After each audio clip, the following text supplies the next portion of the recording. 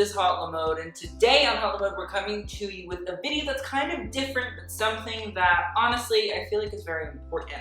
And today we are going to start taking a look inside of my archive.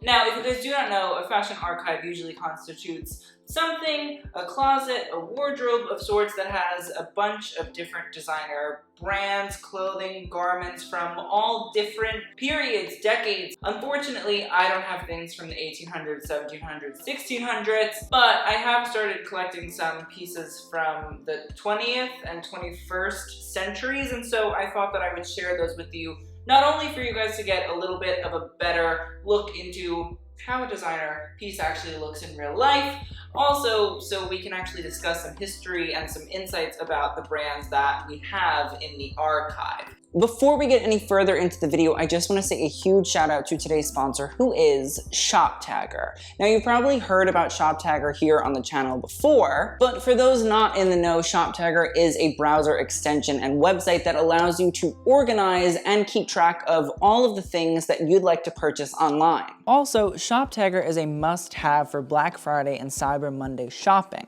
As you'll see in today's video, we do buy a lot of secondhand garments here for the archive on Hot Lamode, but it's really hard to keep track of hundreds of garments across multiple websites. But ShopTagger allows me to save all of my pieces in one place and allows me to categorize them in different lists as well to keep them organized. I have to say that recently I was looking at this amazing brocade, a Calvin Klein by Raf Simons runway look that I found online. And I wouldn't have actually known about it going on sale unless ShopTagger let me know, and that's kind of the reason that I picked it up. ShopTagger also is super easy to download. All you have to do is create an account and then go online and find that cute little shopping bag in the menu. If you click on that, it'll actually bring you to a page where you can just add it to your browser. And it's super easy to just go online to hundreds of websites and save items with your little nifty ShopTagger button in the top right corner. And as you save items from hundreds of websites, it's super easy to find out when the items are going to go on sale because ShopTagger will give you a notification,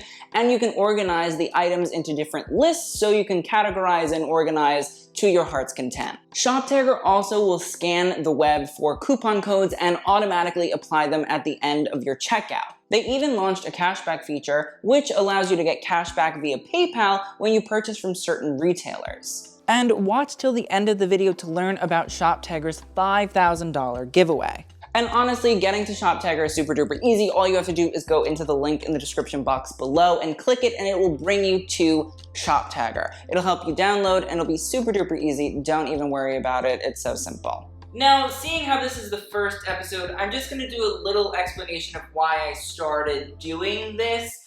And it was really because as a fashion critic, I felt that it was important to actually have like a tangible thing to like touch and feel and see, and I'm trying not to hurt our mannequin. Also, I should probably introduce you to our good friend here, Eileen. She leans a little bit sometimes. I felt that it was important to understand things like construction and an actual material and color in a real sense. And now, listen, it's gonna take us some time to figure out how to do this series in a way that highlights each piece in a manner that is appropriate and gives you guys a sort of high-def, high-quality look at it as well. But listen, we have to start somewhere, so this is how we're starting. So, honestly, I'm very excited to start this little adventure into the archive with you guys, and let's kick it off with none other than this beautiful Christopher John Rogers coral wiggle dress. So, as you guys probably know, I am a big fan of Christopher John Rogers. He is one of the most exciting American fashion talents currently working. His use of color is phenomenal. His silhouettes are dramatic and playful and over the top and referential of amazing fashion history. And I've met Chris. He's just a really nice guy at the same time, and like his haircut, very much so iconic in my opinion. Now, to most of you, this dress is a kind of crazy bright orange, and now it's been listed as a coral. I have to say, out of all of the colors that Christopher John Rogers has described his pieces and fabrics as, one of them was Baja Blast, based on the iconic Taco Bell drink. This one to me is very Fanta orange. She looks like a bottle of Fanta too. Now, this piece actually is a runway look. It is from the Spring/Summer 2020 collection, which was the first show that I went to for Christopher John Rogers, so like in that way it's sort of special for me personally, but it actually does not have the tulle sort of wrap and the iconic gloves made by Diana Dash. So even though it's just her on her lonesome, she's still so striking. It's actually kind of amazing to see. Most of you probably clicked on this video because I probably made a very clickbaity title and thumbnail, which I'm wont to do. But this dress is actually something that me and Rihanna have in common. She actually wore it to a Fenty Beauty event in South Korea in Seoul. And since I saw it on Ri, I was like, oh, she's really cute. She's really interesting. And I think something else that we should discuss is that Rihanna has, in recent years, definitely not stayed a sort of sample size by a more traditional standpoint, which is kind of amazing because when you see this dress on Rihanna, you're like, holy shit, it like actually accentuates curves and a woman's body beautifully. I mean, like, even the whole neckline is just, it's all about the girls, you know what I mean? The other thing is, Rihanna and I do share a Balenciaga coat that we've both worn, so I mean, like, you can just call me Bad Gal Lukey. And honestly, that wasn't the only reason that I bought it. Rihanna adds to this piece, I have to say. Normally, I'm not really a big fan of ruching, and I mean, I think, as you can tell from this dress, it's sort of throughout. The mixture of the color and the sort of texture of the ruching actually is kind of invigorating. And I genuinely think that it's a talent to be able to put together such a bright, vibrant, punchy color with a technique like ruching and make it actually work. The thing that we should also note is this dress is actually made out of polyester and elastic, and now I know a lot of you are sitting at home going, polyester, no. But there's something about the actual fabric that I'm not sure if Chris developed it on his own or if it was something that he found at a fabric mill or textile mill, but you can see the orange here, obviously. But when the dress actually hits at certain different angles, it actually creates this sort of pink sheen, which I have to say, considering it's like a polyester, you wouldn't think it would be able to do something so interesting and cool. And I guess maybe that's also where they get the coral from, is that it's sort of like a pinkish hue when the light hits it at certain different angles. I also feel like it gives the dress a sort of totally different dimension in that it's not just orange and ruched, it has this sort of play on textile and fabric, which at such a young age is really important for a designer to establish. I mean, the only American-based brand that I would say Christopher is currently in competition or like in the same realm of is Peter Do, who developed his own spacer fabric when he was still at college at FIT. So I'm hoping that we see more fabric development from Chris because it will put him only more in the same bracket as designers like Cristobal Balenciaga, Gianni Versace, and The Lot. Now, the dress is still available to be purchased on Net-a-Porter, I believe, at a price currently that's probably a little bit more accessible to people. But this dress is something that I do plan to rent out for any sort of event that people are looking for. One part of my archive experience is that, you know, to begin with, I'd like to be able to rent out to people like stylists or influencers or editors for magazines. That's normally what happens with rental fashion archives. But I feel like in the future, hopefully we'll be able to start renting out to the everyday person looking for things for events like weddings or proms and stuff like that. So this dress could be on you one day. It's actually such an amazing dress, and it's one of the first sort of acquisitions that I ever made, besides a few Alexander McQueen pieces, which we'll discuss in a different time, different day, different video. But I'm actually so happy to have a piece of Christopher John Rogers history, in my opinion. So next up is something that I was kind of supposed to show you guys quite a while ago, and it just never worked out. If you guys have not seen our Spring/Summer 2008 Louis Vuitton by Marc Jacobs collection breakdown review, you probably won't know what this bag is or what it means or what it constitutes, but this is the Jokes monogram bag. And the opening bag from the Spring/Summer 2008 Louis Vuitton collection. The bag is called the Jokes Monogram for a multitude of reasons, but the most obvious one would have to be the jokes that actually are on the bag. One of them reads, "What a fight. When the bell rang, I came out of my corner and threw 6 straight punches in a row. Then the other guy came out of his corner." That one's not really as much a funny joke as I thought. But this actually is a reference back to the Monochromatic Joke series by the artist Richard Prince. Now, Richard Prince collaborated with Marc Jacobs on this collection to debut 4 different monograms that were sort of altered and changed by Prince, as well as recreating his Nurses series in Nurses on the Runway that spelled out Louis Vuitton and had little Louis Vuitton face masks and surgical outfits. It was actually really cool. You can learn more about it in the video. It's interesting to see how Marc Jacobs adapted multiple artists' styles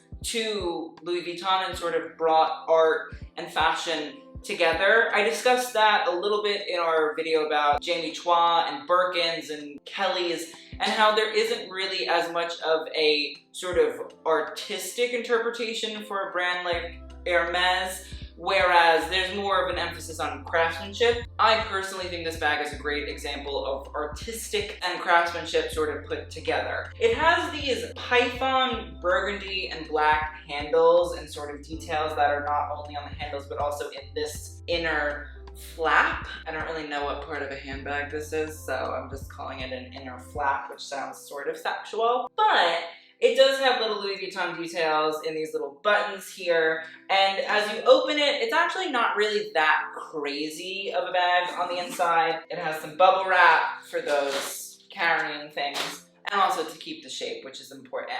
A normal suede bag, you know, a little bit of stainage in there. Somebody was having a good time before I purchased it. The thing that's the most interesting about the bag to me is the actual inside label. The label is made out of this like python, sort of red and burgundy style, and I'm still unsure if it's actually python. I don't think it is. I think it's just leather that's sort of been embossed to look like python, which would explain quite a lot. We can see, obviously it says Louis Vuitton in Paris, which is normal on the labels, as well as the Made in France insignia. The thing that's a little bit different is actually that it says Printemps été and 2008, which Printemps in French means spring and été in French means summer. And the 2008 actually signifies that this is from the 2008 Spring/Summer collection from Louis Vuitton. I do actually feel like it's really interesting. It sort of brings in the idea that Marc Jacobs was making sure people knew that these are seasonal bags from certain collections, and there's sort of an importance to that for people that collect Louis Vuitton, but also people that enjoy fashion and art and things like that.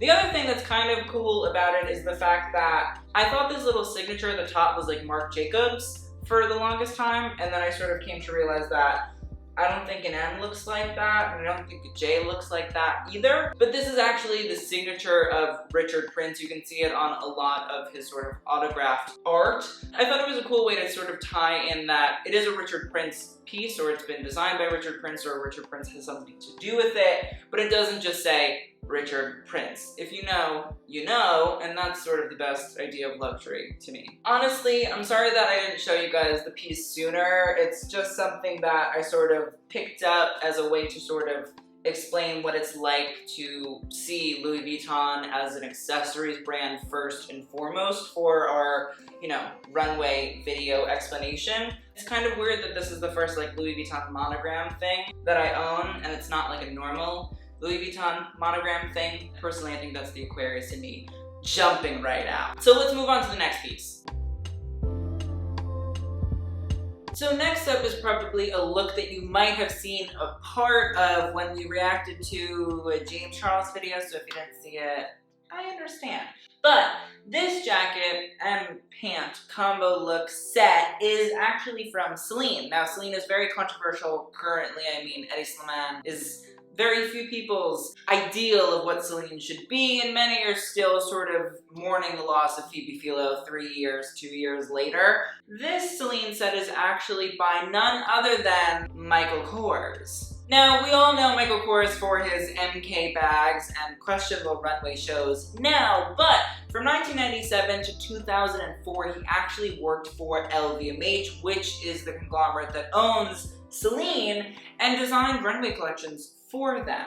And now this is sort of like a very sexy, minimal sort of take on a safari jacket sort of look. I feel like when you have like these little pockets right here that are covering the breasts, and it's in this khaki sort of color in like a cotton, it just feels very like safari look. I actually love it. I think it's beautifully cut, and shockingly, Michael Kors's Celine is actually kind of chic sometimes.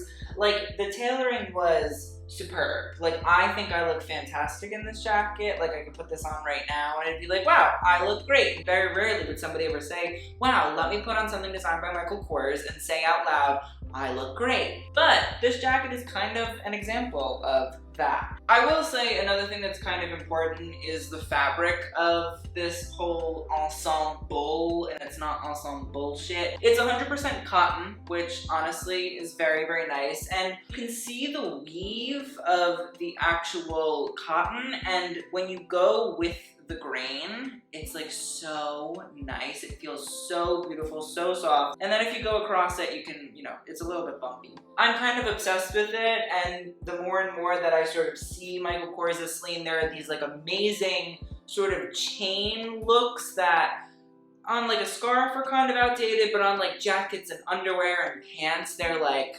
phenomenal. I will say something that's actually really important and something that, you know, let's discuss it a little bit. Celine was started by this woman named Celine Vipiana, something along those lines, and it wasn't really like a brand that was super duper luxury, super duper, well, it was luxury, it just wasn't super duper fashionable. Celine didn't always have the accent over the actual E in the name, which was a really controversial thing when Eddie Slimane took over. He got rid of the E that Phoebe Philo had put in place there. But Michael Kors's Celine, which predated Phoebe's Celine by like, I don't know, something around 11 years, actually doesn't have the E. So if you're ever looking at Celine, it's either very modern Celine by Eddie Slimane, or it's actually Celine by Michael Kors. And you'll see here, there's actually a chain here that has Celine on it and says Celine. And the thing is, Michael Kors apparently was inspired by the chain link fence around the Arc de Triomphe. And that's sort of what inspired him to sort of bring the chain print and the chain sort of chains to Celine clothing whilst he was there. Honestly, I don't really know why there was a chain link fence around the Arc de Triomphe, or even if that's true, but that's what Michael Kors said. So honestly, Michael Kors is not somebody that we stan in this house, but Michael Kors' Celine is somebody we're appreciative of. Next up is a garment that you probably have all seen at this point. It is from my VMAs 2020 red carpet review, and it is this bright, vibrant, red, yellow, and green Kenneth Ize Asha OK scarf. Now, a lot of people didn't like it, and that's fine. If you don't have taste buds, I can't fix that. But I'm actually in love with this scarf. I think it's so, so beautiful. And initially, I really bought it not to wear, but because I wanted to honestly see what Kenneth Ize's sort of textile work was like. This actually is an Asha OK scarf, and Asha OK is a Nigerian textile that was developed by the Yoruba tribe centuries ago, and Kenneth Ize has sort of helped to, maybe you've seen Naomi Campbell or Alton Mason walk Kenneth's runways, but he really has sort of turned it into something that is so wonderful, so educational, so interesting.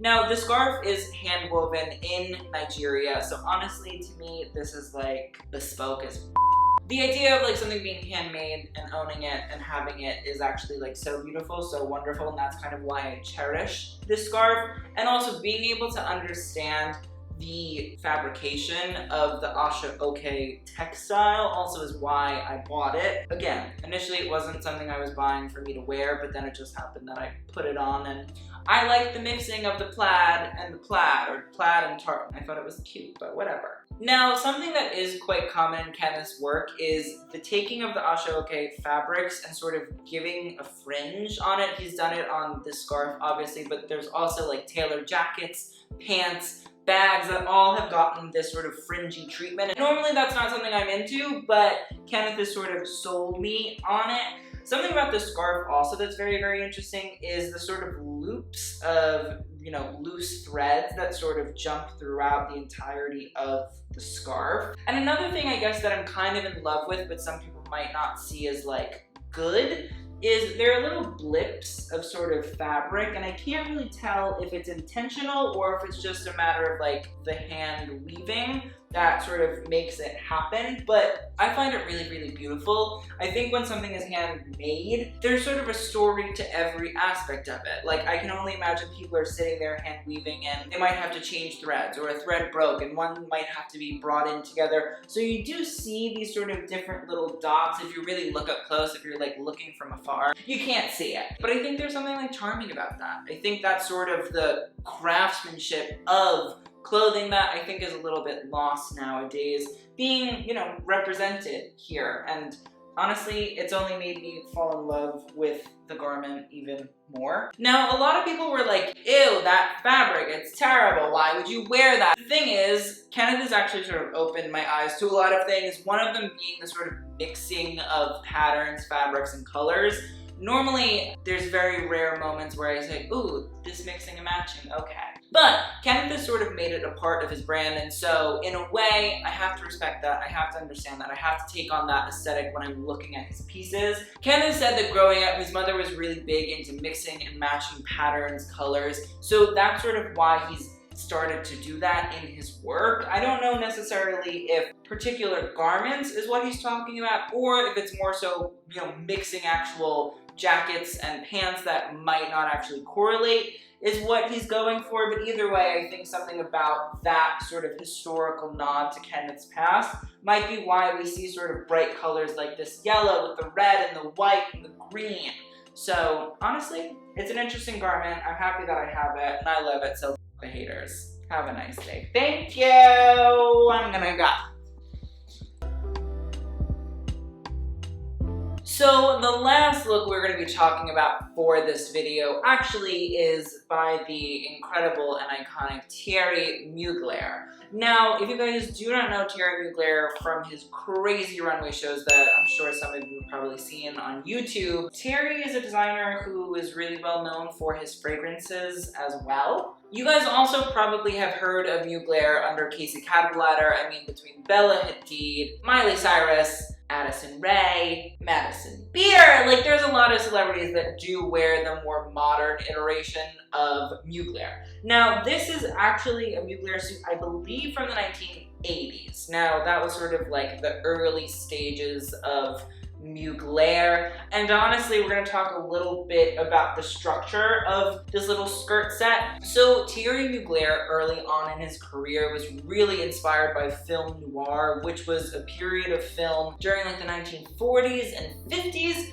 which sort of explains the mixture of aesthetics in this look. There is a really like sharp shoulder usually in Mugler's work. There's the nipped in waist, as you can see, and there's sort of really exaggerated hip as well. And that's sort of derived from like the 1940s styles. We've discussed it a little bit about Rodarte's collection earlier on, but there was like a really sharp sort of shoulder and then the nipped in waist, and then a dramatic little flare. And then if you mix that with silhouette of the 1950s, which was really, really tight waist, a little sharp, small bust, and a gigantic sort of skirt in that Dior New Look silhouette. You sort of mix that all then with like the 1980s idea of like a power suit and the working woman, you get something like this. Also, Thierry was incredibly in love with the idea of like a corset, but I think was also trying to figure out how to not restrict women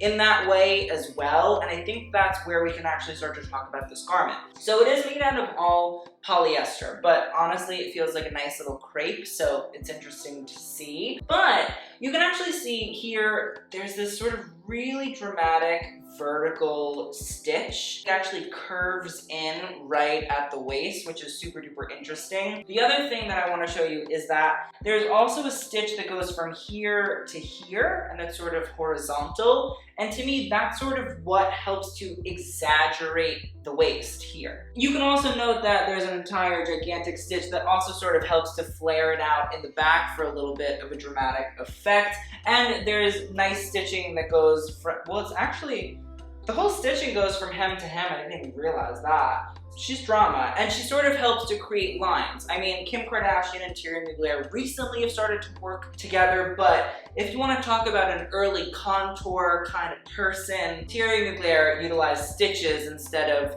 highlighter and foundation to do it. Now, the lapels on these are kind of dramatic, and I don't really know why. I think Thierry liked to play with lapels. I actually saw recently a really beautiful black and white Mugler blazer that I kind of lost at auction, but it was fine. It had these really dramatic curved lapels that almost looked like little devil horns, and I guess Thierry loved a bit of lapel play. We should also note the pockets. You would say when you look at this jacket, this is very into the idea of traditional Western women's silhouette, which is doll-like. It's unrealistic. It really forces people to be put in a box that they might not naturally fit into, because I don't really know a lot of people that have hourglass shapes naturally. The pockets are quite utilitarian. I mean, you lift them up, and it's weird that there's a button here, but there's no like button pop. Normally you have a little button and then it pops back in. Here, it's just sort of left blank, which scares me, and I don't know why that is. The pockets are kind of deep. They're also lined, and it seems like,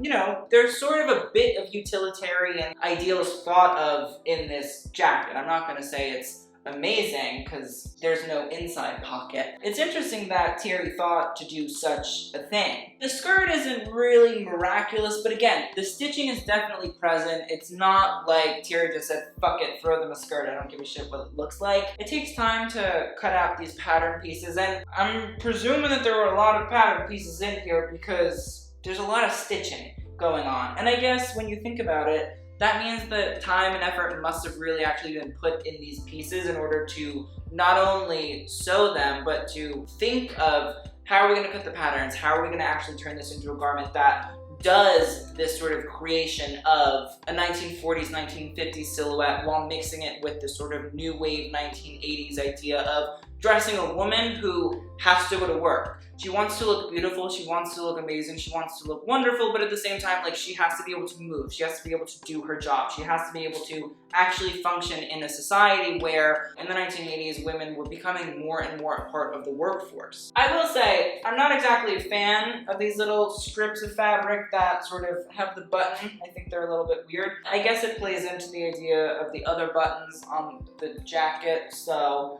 I'll deal with that. That is the end of today's video. I would love to know you guys' thoughts on this series. If there's anything that we can do to improve it, you know, we're learning, we're trying, we're figuring out how to do it. I'd love to hear your guys' opinions. Like, I do really truly value them. And any pieces that you guys are dying to see, any brands that you're wanting to know about, I'd love to know what you guys think. Before we close out the video, I do want to say a huge shout out to Shoptagger again for sponsoring today's video.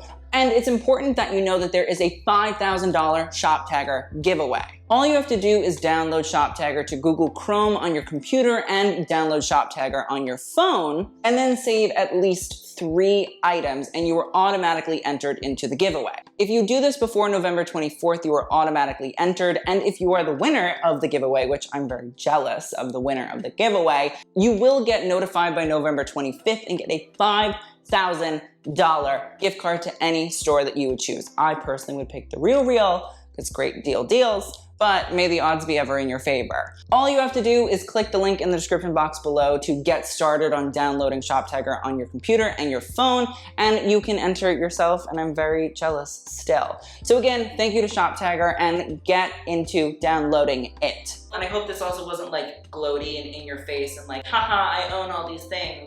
Yeah, it was meant to more be like, how can we educate, how can we see, how can we sort of distribute and show a cool couple of pieces from the archive. Thank you guys for watching. I'll see you guys in the next one, and TTYL.